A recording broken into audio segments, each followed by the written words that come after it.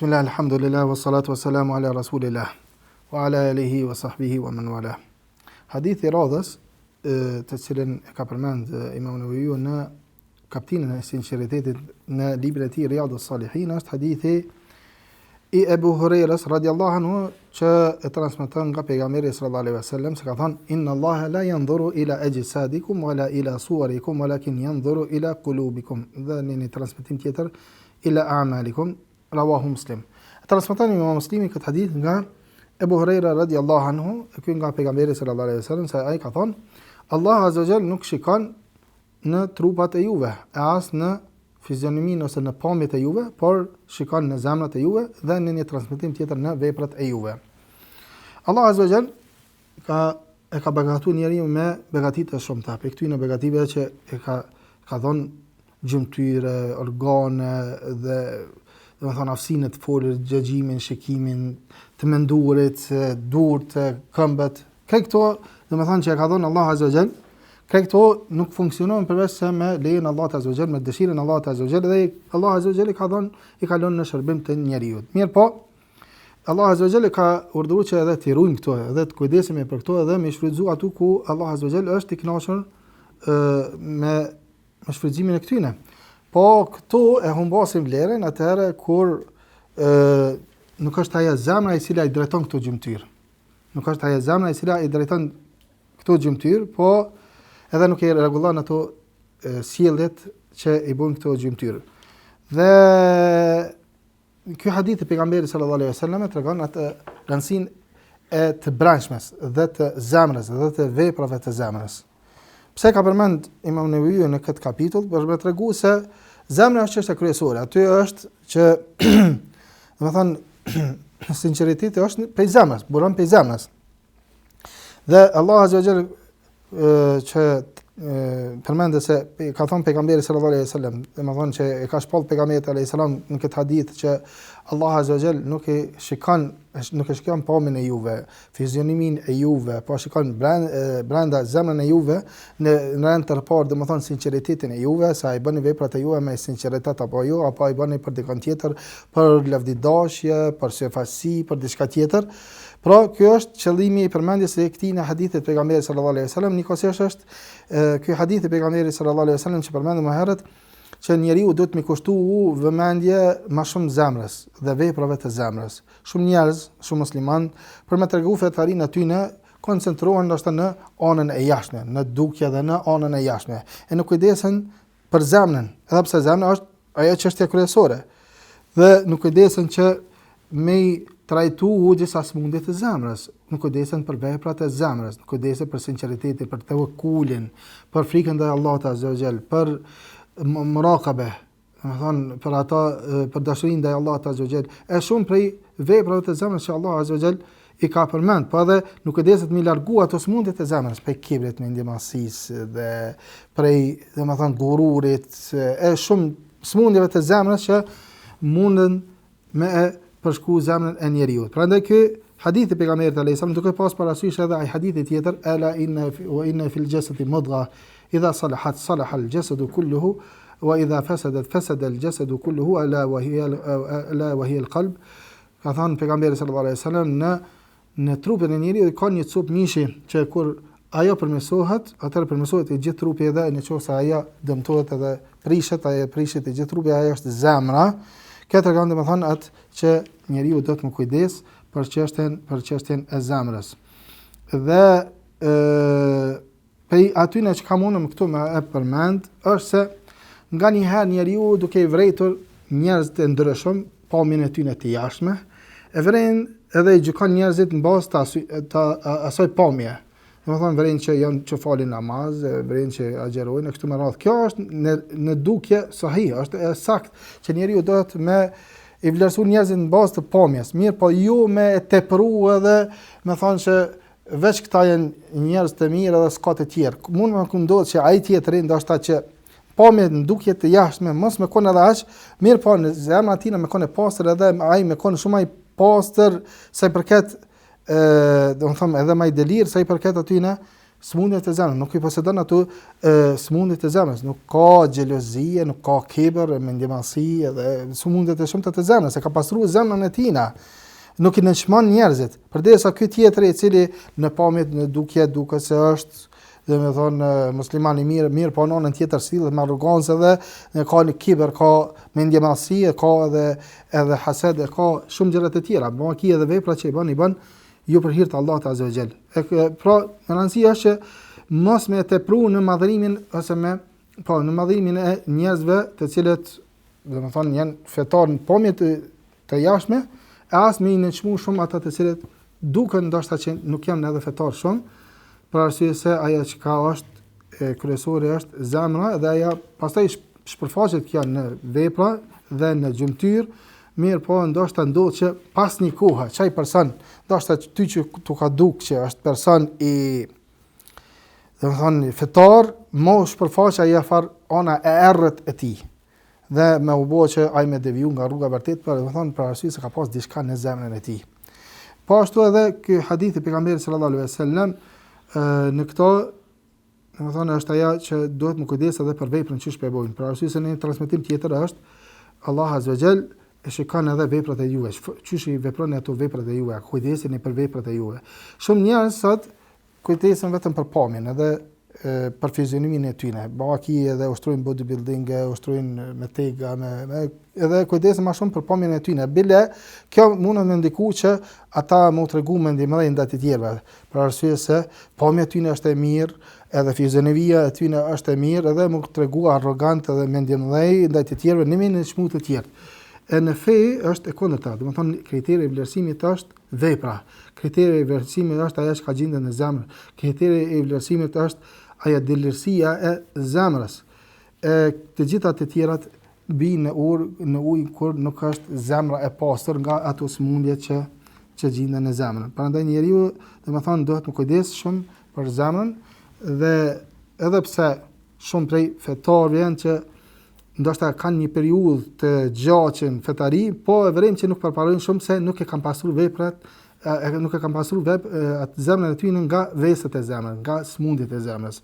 Nuk e kanë larguar ato që quhet rawasibul jahiliye, ato mbetjet e ignorancës, nuk i kanë larguar, nuk e kanë pastruar veten e tyre, pe atyne. Për këtë arsye her pas here shfaqen ato far mbetjet e ignorancës. Mundën me mos shfaq ato për shembull kur lum futboll. Edhe kur domethënë hanë grindën ndërmjet vetë njerëzit. Në ato momente që atëherë shpërfaqet ajo far mbetja e ignorancës. Se kur lum futboll edhe kapën ndërmjet vetë, sidomos, atëherë i vren që shumë njerëz dalin pe vetes së tyne, nisin me shoh, me ofendue, bovaki, kush e di çka në gjendje me bose, nuk e ka pastru zemrën e tina dhe merr shumë afër vetes atë çështjen për shkak të futbollit ose lojëve të ndryshme edhe çështje të tjera. Por më rëndësi është që ky hadith e pejgamberit sallallahu alaihi wasallam flet për një çështje më rëndësi, për çështjen e zemrës, se njeriu nuk duhet vetëm anën e jashtme më kujdes për to, mirë po edhe anën e brendshme. Ajo është më e rëndësishme. Hadithi tjetër është hadithi e Abu Musa al-Ash'ari. Këtë hadith e përcjellën Buhariu dhe Muslimit nga Abu Musa al-Ash'ari, ka thënë suila Rasulullah sallallahu alaihi wasallam ani ar-rajuli yuqatilu shaja'atan wa yuqatilu hamiyatan wa yuqatilu riya'an ayu dhalika fi sabilillah faqala Rasulullah sallallahu alaihi wasallam man qatala litakuna kalimatullahi hiya al-ulya fahuwa fi sabilillah. Ka thënë e pyetën pejgamberin sallallahu alaihi wasallam për një njerëz që lufton për trimëri, dikush tjetër për fanatizëm, dikush për sefasi, për riya, cili prej tyre është në rrugën e Allahut azza wa jall. Ka thënë ai i cili lufton që fjala e Allahut azza wa jall të jetë më lart, ai është në rrugën e Allahut azza wa jall. Edhe ky hadith e pejgamberit sallallahu alaihi wasallam e tregon atë rëndësinë e sinqeritetit. Si çdo vepër tjetër, po ashtu edhe njerëzit në periudha të ndryshme, domethënë luftojnë. Për shembull, pe aty në raste kur luftojnë, kur cënohet aty në, kur kanë ose të rreziku, domethënë edhe kanë domethënë nga armiku që sulmon vendin e tyre kështu me radhë, dhe njerëz të dyshëm pastaj dalin edhe luftojnë. Dikush për trimni me kallzu sa trim është, por më tregu se është hero dhe trim i madh, tjetri për sefasi, tjetri për fanatizëm, fisnur, klanur ose edhe fanatizma të tjera. Cilët janë ata të cilët domethënë kanë luftuar për hir të Allahut azza wa jall, edhe të cilët kanë me marrë shpërblimin, ka thënë pejgamberi sallallahu alaihi wasallam, ai i cili lufton që me kohën fjalë Allahut azza wa jall, më lart as kjo është ai i cili ka domethënë në rrugën e Allahut azza wa jall. Pra, njeriu sigurisht se domethënë çdo vepra do të më pas synim domethënë kënaqësinë e Allahut azza wa jall. Mos mi bëu ato vepra për diçka tjetër. Mos mi bëu ato vepra për dunjë ose për sefasi ose për trimni ose për diçka tjetër. Bila në hadithin që përmend pejgamberi sallallahu alaihi wasallam se me disa njerëz ka mu nxehë edhe domethënë ka mu nxehë zjarri me xhenemit me disa njerëz. Këta njerëz janë ata domethënë mesën e tyre edhe ai i cili lufton. Edhe kur ka mësjell Allahu azza wa jall dhe ka më thonë se ti ke luftuar, ke rënë shahid, ka thonë çka ke bërë robim, ka thonë unë kam luftuar për shkak teje, për hir tonin edhe kam rënë shahid. Ka thonë kella kadhabt innaka qatalta li yuqal laka jari. Jo, ti ke luftu për arsye se ke dashur njerëzit të thonë se ti je trim. Edhe ashtu të kanë thonë. Edhe pastaj do të hudhet në zjarr, do të kapet edhe zvarr edhe do të hudhet në zjarr. Pra, ky edhe dietari edhe ai dërdhënsi, domethënë fesniku i cili jep sadaka, këta të cilët nuk e kanë pas për qëllim, domethënë kënaqësinë e Allahut azza wa jall, këta janë të për aty në të parë që do të ndizet zjarri me ta. Pra, në këtë hadith pejgamberi sallallahu alajhi wasallam ka tregon ato motivet e luftës e legjistuar, po themi, ose luftës në përgjithësi, se ka disa që luftojnë për ato, diçka për ato, mirë po ka kallëzuar se nëse është për qëllim ngritja fjalës së Allahut azza wa jall, nëse është për qëllim kënaqësia e Allahut azza wa jall, atëherë kjo është ajo që i bën dobi njeriu edhe më shpërblim, për ndryshe nuk më shpërblim bile ai personi e ka thënë vetëm poshtë duke domethënë sakrifikuar vetveten e tina dhe duke përfunduar neudhu billah në zjarr të xhenemit. Hadithi tjetër i radhës është hadithi e Abu Bakrës, se cili ka thënë pejgamberi sallallahu alaihi wasallam, idha iltaqa al-muslimani bi sayfayhima fi al-qatil wal-maqtul fi an-nar. Qultu ya Rasulullah, hadha al-qatil fama bal al-maqtul? Qala innahu kana harisan ala qatl sahibihi. Thot Abu Bakr Nufay ibn Harith al-Thaqafi, Abu Bakr, transmeton se pejgamberi sallallahu alaihi wasallam ka thonë, kur dy musliman përballen me shpatat e tyre, do të thonë luftojnë me njëri tjetrin, atëherë edhe vrasi dhe i vrarë janë në zjarr. Ka thonë, ja Rasulullah, për vrasin është e qartë, mirë po i vrarë, çka është puna tina? Atëherë ka thonë, edhe ky ka dasht, ka qenë i vendosur, edhe ka vendos, ka qenë azim që quhet në arabisht, do të thonë ka qenë i vendosur që me mbyt shokun e tij, mirë po s'ka arrit. Ai tjetri e ka vrarë para se ky me vrarë. Do të thonë edhe ky ka ngrit shpatën e tij për me mbyt shokun e tij, mirë po i ka parapri ai tjetri. Edhe ky hadith i pejgamberit sallallahu alaihi wasallam tregon për rëndësinë e njëjtë dhe se këta persona janë ndëshkuar në bazë të njëjtit. Dhe në një ders kemi përmend se njeriu në raport me veprën ose edhe kur vendos diçka, kur në raport me veprën, edhe kur e ka një jetë me bën një vepër, është disa kategori. Mesin e këtyre kategorive që kemi përmend është nga njëherë ka njerëz të cilët synojnë me bën një vepër, edhe i ndërmarrin krejt shkaqet, edhe pastaj domethënë ja nisin me veprën, po i pengon ata nga bërja e veprës diçka. Sikur sa ai personi i cili dëshiron me vjedh në bankë ose diçka, ose në një shtëpi. Edhe ndërmer shkaqet e hyn aty, mirë po alarmi ose vin policia ose diçka ndodh dhe zbrapset. Ky e ka ndërmarrë veprën e tij, mirë po është pengu nga diçka. Atëherë ky person do të ndëshkohet sikur se te kish bërë veprën. Për arsye se edhe ka bën jetë, po edhe ka ndërmarrë shkaqet, edhe e ka bërë veprën gati vetëm diçka ka pengu. Edhe ky person i cili domethënë fillimisht ka luftuar me vllahën e vet, edhe ky ka ngrit shpatën për me ra vllahët të tina. Domethënë i ka ndërmarrë të gjitha shkaqet. Mirë po ka deri Allahu azza wa jalla ka ndodhur që ai tjetri më parapri edhe më mbyt. Pra ky edhe ky ka mund të shku plotësisht sikurse të kishte bërë veprën. Edhe ky do të jetë në zjarr. Çfarë do të thonë kjo? Edhe këta të dy të janë në zjarr, domethënë është kjo vepër është sebeb për me përfunduar në zjarr. Mirë po, a përfundon në zjarr apo jo? Kjo është në dëshirën e Allahut azza wa jall. Se besimi i Sunetit është që ka ardhur në një hadith tjetër, edhe në disa tekste të tjera është që ai vrasësi, edhe i vrari, edhe pse, do të thonë vepra aty ne është vepra e cila çon në zjarr, mirë po nesër ditën e Kiametit don Allah azza wa jall ndoshta më u fal aty ne dhe pastaj me përfunduar ata në xhenet.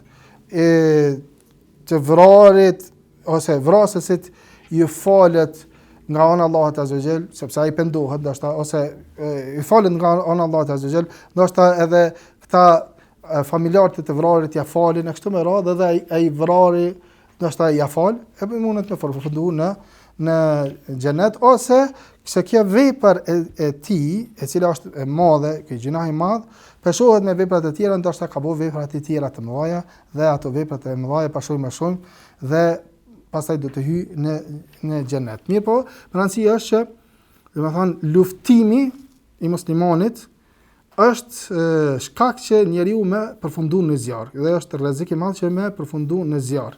Dhe muslimani është vëllai i muslimanit. Nuk e bën pa drejtësi, nuk e ofendon, nuk e lufton, edhe gjaku e pasuria edhe nderi, të gjitha janë të ndaluara për muslimanët, domethënë në raport me njëri tjetrin.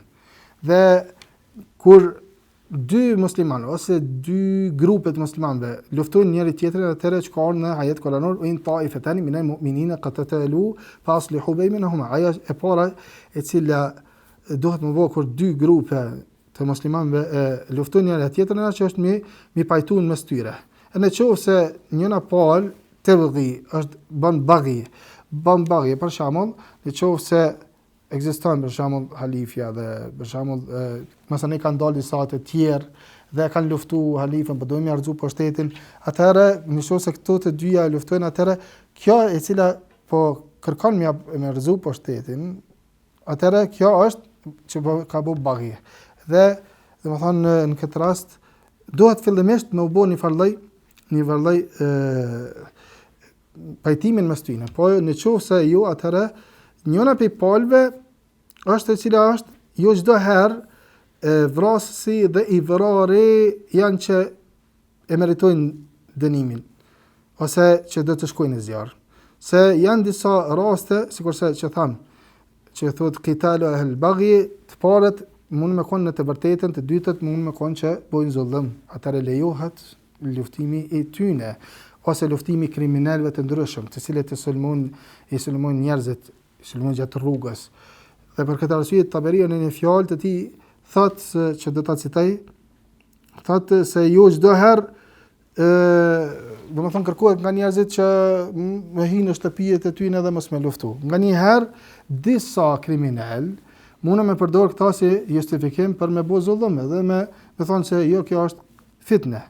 Për këtë arsye thotë Taberiu rahimahullah, Imam Taberiu thotë nëse do të ishte obligim që në çdo mosmarrveshje mes muslimanëve të mbylleshin dyert e ndërhyrjes pra ushtarake dhe të mos luftojë kurrë, atëherë nuk do të zbatojë asnjë ligj dhe keqja do të përhapej lirshëm, sepse kriminalet dhe njerëzit e padrejtë do ta përdorin këtë si justifikim për me vazhdu në padrejtësitë dhe në krimet e tyre, duke thënë se kjo është fitnë, prandaj nuk lejohet të ndërhyjet.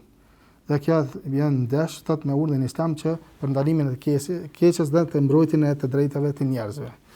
Mirë po këtu nuk hyn ato që ka quhet, domethënë ajo që ka ndodhur mes të sahabëve. Se dikujt mund më shku në mendje që ajo që ka ndodhur mes sahabëve dhe ka ndodhur vrasje, dikush ka vrarë dikon tjetër, ka luftuar dikon tjetër, atëherë këta do të përfundojnë në xhenem. Kjo nuk hyn këtë hadith pejgamberit sallallahu alaihi wasallam. Pse?